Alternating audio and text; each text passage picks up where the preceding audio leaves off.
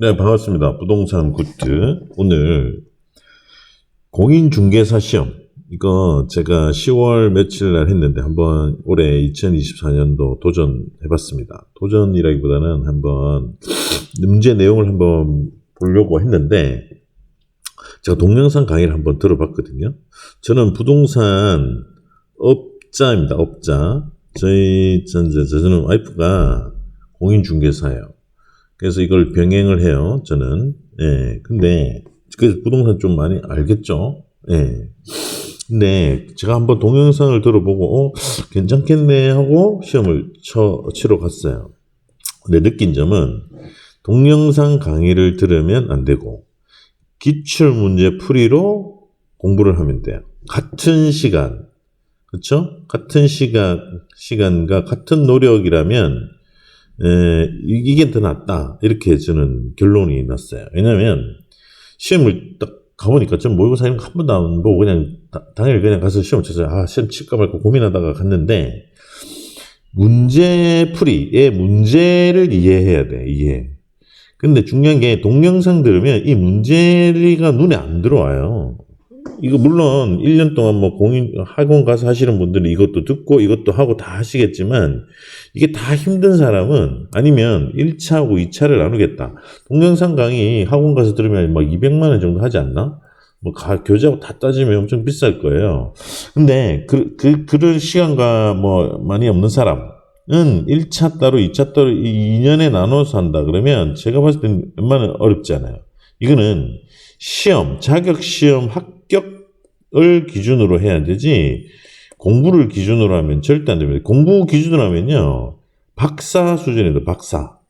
예, 제가 내용을 보니까, 우리나라 부동산 개발하는 사람, 한 30년 이상 개발하신 분들, 부동산 쪽에 하신 분들도 이 시험에 있는 과목요, 몰라요. 절대 알 수 없습니다.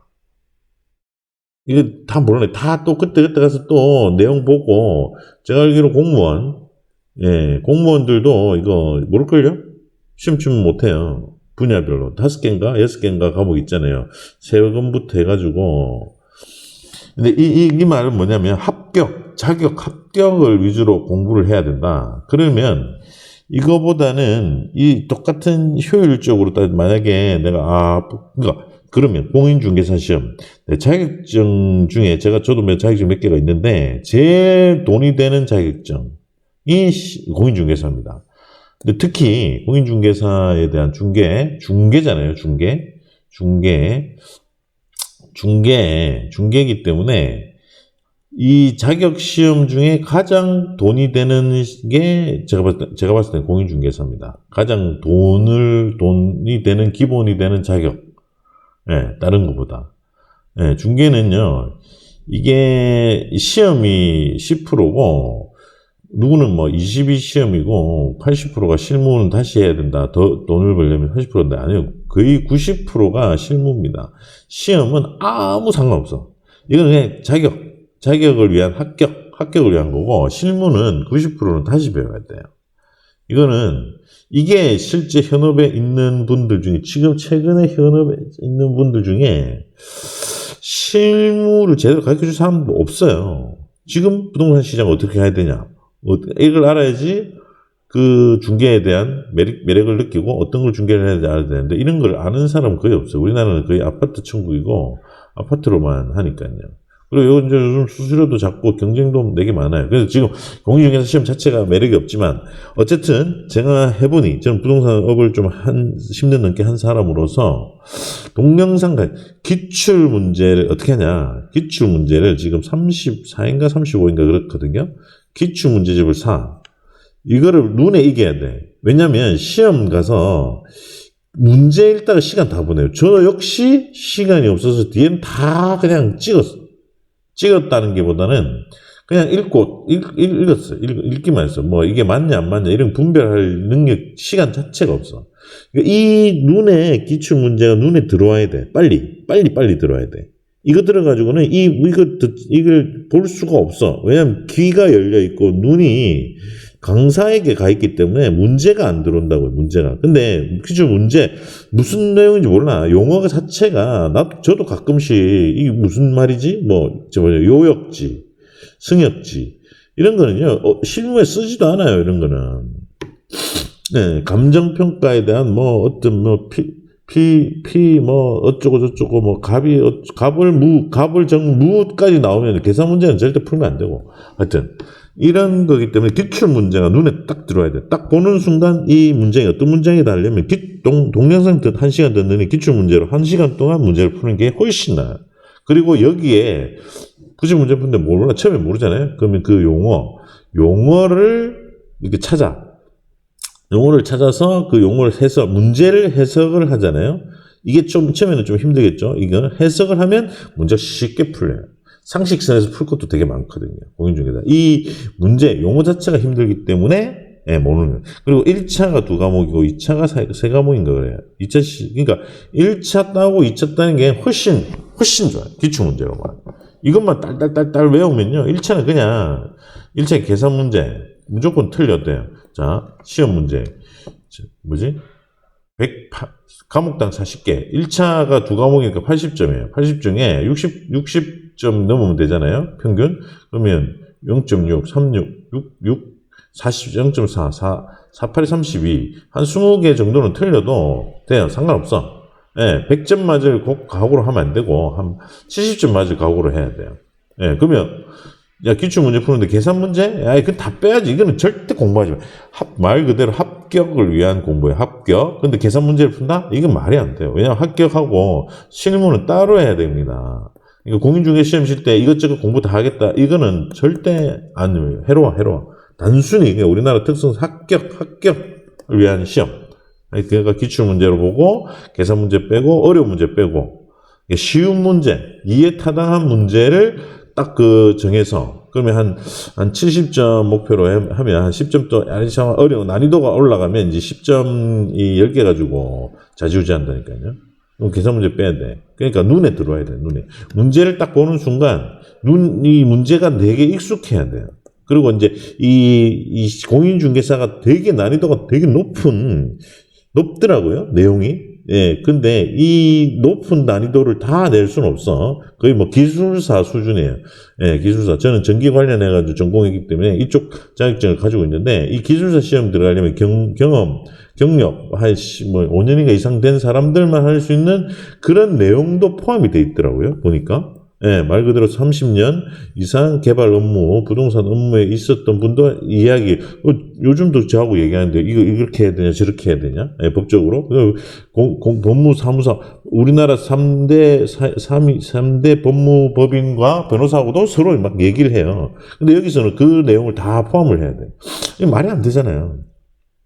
그러니까 딱 어려운 문제 다 빼고, 쉬운 문제만 해서, 시험. 그러니까 눈에 이게 이거를 들으면, 이게 제가 문제가 뭐냐니까, 귀와 이 눈이 어디로 가냐면, 눈이 강사로 가. 강사 입으로 간다니까요. 그러니까 문제가 안 들어와.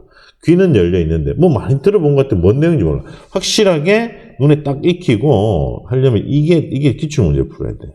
그래서 저는 그냥 1차, 2차 딱 나눠서 하는 게 제일 효율적이고, 제 말대로 하면 학원 다 망해요. 잘못하면. 왜냐면 이게 독인데? 이거는 진짜 이거는 어떻게 되냐면, 제가 봤을 때, 실무를 가르치는 학원이 나와야 돼. 이거는 법이랑 달라. 차라리 저는 이걸 풀고, 부동산 관련 학원은, 왜냐면 실무 안 가르쳐 주거든. 되게, 게 뭐냐면, 공인중개사 내가 땄어. 그래서 기존에 잘 하시는 공인중개사한테 들어가잖아요. 가르쳐줘요? 안 가르쳐줘요. 자기 밥그릇 뺏어가는 사람이에요, 이 사람은. 자, 대학교 지금 2,000명 되는 난리 났잖아요. 공인중개사 늘어나면 늘어날수록 경쟁 시장이 엄청 치열해지거든. 실무를 안 가르쳐. 100명이 나와도 100명한테 실무를 안 가르쳐 준다니까요. 자기 가족 아니면. 그러니까 이 실무를 가르쳐 준 학원, 내가 이걸 한번 차릴까? 차라리? 이게 더 중요한 거예요. 그래서 여기 하지만 합격을 위해서는 기출문제 풀이를 하고, 이거 해볼까? 실무 공인중개사 실무, 이거 되게 중요한데. 하여튼 뭐 이거는 다 고객을 뭐 약간 하는 방법, 어느 쪽 부동산을 하고 부동산 중개할 때 어떤 게 뭐가 필요한 이런 실무가 이것도 좋은데. 하여튼 어쨌든 눈에 딱 익히려면 기출 문제로 해서 1차, 2차 나눠. 용어 내가 봤을 때 용어만 잘 네이버 쳐도 돼요. 용어 모르는 용어 내가 딱 봤는데 무슨 용어였다. 그러면 용어 보고 그걸 딱 암기하는 거예요. 그 기출 문제 딱 보고 기출 문제 보고. 답 위주로. 답 위주 보면, 이게, 할 수 있다. 해야 한다. 뭐, 이런 걸로, 이거는 할 수 있다로 이 지문이 나오냐. 해야 한다. 이거에 따라 이 정답이 갈린다니까. 이렇게 얍삽하게 문제를 낸다고요. 얍삽하게. 요 얍삽한 걸 잘 캐치를 해야 되는 게 공인중개사 시험이다. 부동산 관련해서 정말 중요한 공인중개사 시험에 대해서 말씀을 드렸습니다. 그리고 보니까 오늘 기사에 보니까 이런 게 부동산 관련해서 상호금융마저 대출 조인다. 잔금 예비 그러니까 지금 새마을금고도 대출을 안 해준다. 뭐 이런 내용입니다. 그러면 이제 집값은 안정이 아니고 하락이 됩니다. 대출이 안 되면 집값은 엄청 대출 관련된 게 집값 좌우하는데 거의 한 70%? 주식의 수급에 해당되는 거죠. 그래서 요거는 딱 그런 것 같고, 강남 피부과 5건, 이게 두드러기 치라. 이래놓고 뭐 출산 정책을 한다? 엉망이죠. 네. 여기에 대해서 간략하게, 이거는 이제 미디어, 제가 언론, 편집, 그래도 인터넷 신문을 가진 사람으로서 말씀을 드렸습니다. 오늘은 시험, 그쵸? 시험에 대해서, 말씀을 드렸습니다. 저라면, 제가 100%다 만든 건 아니지만, 제가 봤을 때는 이렇게 물어보더라고요. 그래서 이렇게 하면 된다. 이렇게 말씀. 이거 오래 할 필요 없어. 1차, 2차 나누려면요. 6개월, 하루에 1시간, 아침 1시간, 저녁 1시간. 너무 작나? 2시간 할까? 2시간. 이거 잘 되면요. 돈 버는 거예요. 웬만한 기업 부럽지 않은 게 중개입니다. 잘하면. 어쨌든, 요렇게. 2시간, 6개월간 딱 투자하면 1차 합격, 2차 합격. 이렇게 될 가능성이 있다. 2차, 아침 2시간은 문제 풀어서 그 해설, 막 이런 거 하고, 그건 복습. 이렇게 하면 안 돼. 이렇게 오늘 말씀을 전해드렸습니다. 여기까지 하겠습니다. 감사합니다.